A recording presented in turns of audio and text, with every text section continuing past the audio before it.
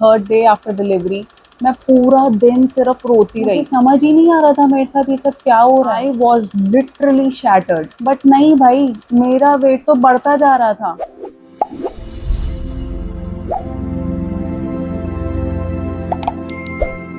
Some people prepare you for pregnancy, some prepare you for delivery, but no one, literally no one prepares you for postpartum.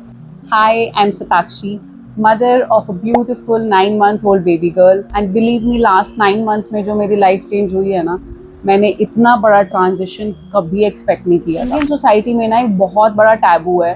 They don't want you to show the real truths of postpartum.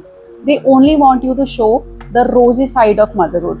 But every coin has other side as well, जिसके बारे में ना किसी को बात करनी है और ना ही करने देनी। I delivered via C-section and मेरे first 40 days after delivery इतने चैलेंजिंग नहीं थे in terms of handling Viana, my daughter. My mama and papa used to come daily and mummy ही मुझे बनाकर देती थी उन 40 दिन में कि क्या खाना है। गरम गरम खाना होता था, खिचड़ी, दलिया, जीरा पानी, मूंग की दाल and all of that stuff. But as soon as night comes, me and my husband used to feel so scared क्योंकि हम दोनों को ही हमारी बेटी को हैंडल करना होता था बस।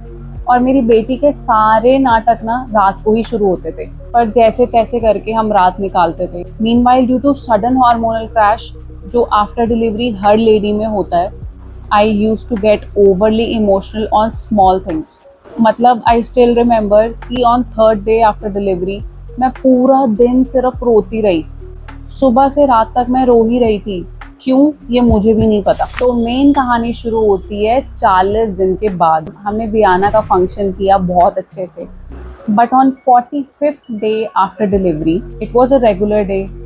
मॉर्निंग में मैंने मसाज करवाई। मसाज वाली आंटी ने बैक की भी मसाज की। मसाज करवा के I sat down on a chair to feed Viana. पर जब मैं उठी मुझे एकदम से जर्क लगा बैक में। मैंने सोचा नॉर्मल है, करती रही अपने दिन के काम। बट आफ्टर 2 आवर्स मुझे बहुत पेन होने लग गया एंड आई रियलाइज्ड कि मेरी बॉडी थोड़ा थोड़ा लेफ्ट साइड को टिल्ट हो रही है। मैंने मम्मी को दिखाया। मम्मी ने कहा तेरा वहम है, ऐसा कुछ नहीं है।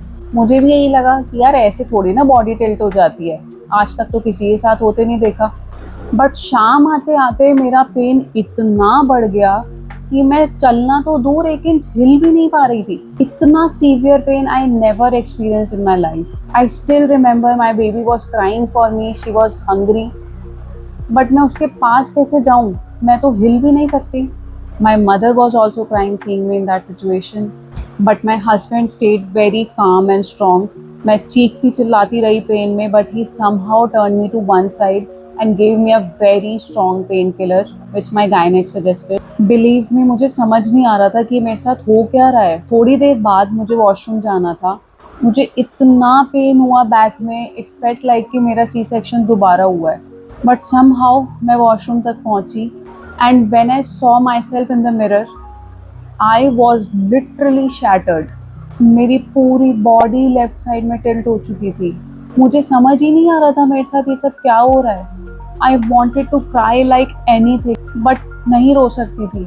सब पहले ही परेशान है और परेशान हो जाते मुझे ऐसे देखकर। वी कॉल्ड माई गायनेक and explained her everything what has happened. She said this is muscle spasm. It sometimes happens after delivery when your core and back की muscles are very weak. Trust me, I love my daughter more than my life.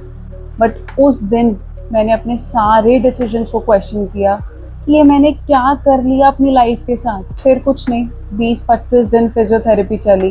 धीरे धीरे धीरे धीरे मेरी body straight होने लगी। But आज भी मेरे अंदर एक डर बैठ गया है। हर रोज जब मैं सुबह उठती हूँ, I walk straight into the washroom and see myself कि मैं सीधी हूँ ना, मैं टेढ़ी तो नहीं होगी दोबारा। एक ट्रॉमा सा हो गया माइंड में।